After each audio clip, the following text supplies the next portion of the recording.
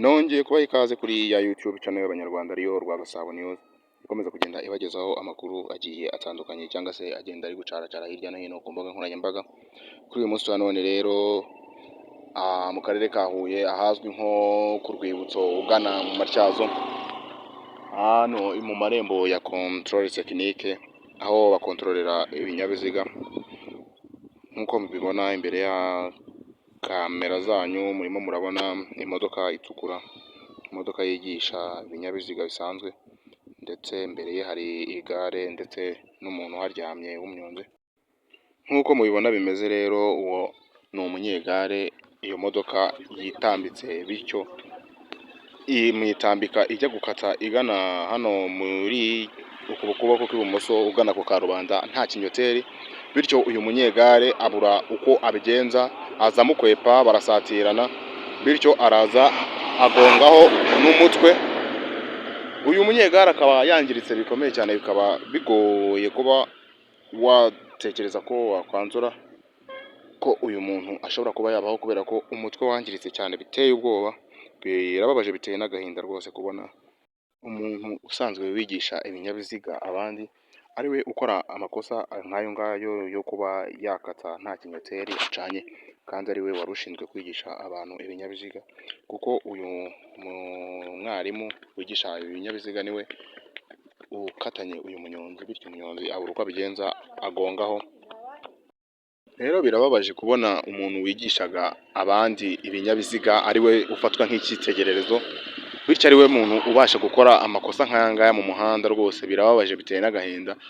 Ubwo rero Banyarwanda, Banyarwandakazi, nk'uko murimo murabibona imbere y'amaso yanyu, ahangaha nyine ni kuri ahangaha abanyonzi b'intumwa za Huye nyine bagerageje kumufata bamushyira muri taxi kugira ngo ibashe kumujyana kwa muganga abashe kuba yakwitabwaho kuko yangiritse cyane.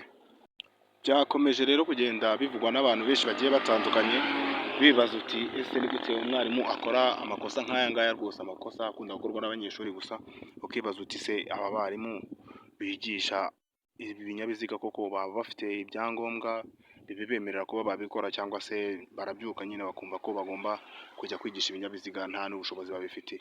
Ibyo bibazo rero bikaba byakomeje kwibazwa n'abantu bamwe na bamwe bagiye batandukanye.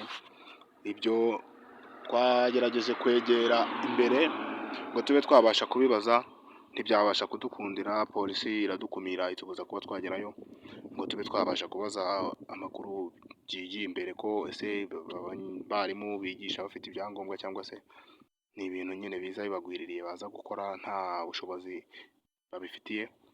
Ibyo rero tukaba tuzabigarukaho mu nkuru yacu itaha, turebera hamwe niba aba barimu bigisha ibinyabiziga koko baba bafite uburenganzira bubemerera kwigisha ibinyabiziga, cyangwa se ari ibintu nyine umuntu yigisha kubera impano cyangwa se kubera ko abizi gusa. Niba rero iyi nkuru yacu yagushimishije kandi ukaba uri umukunzi wa Rwagasabo News, nyabona ntuve kuri ino channel yacu udakanze subscribe, kuko subscribe yanyu ni inkunga ikomeye cyane kuri twebwe, ndetse ugafungura n'akazogera kugira ngo inkuru zose tuzajya tubasha gukora zijye zikugereraho kandi zikugerereho ku gihe.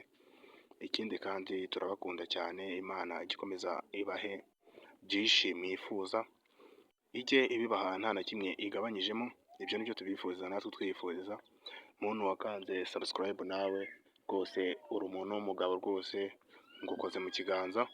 Nawe utarayikanda kandi rwose nicyo gihe. Turabakunda cyane, ibindi tuzabonane ubutaha. Ciao ciao, hasta la vista.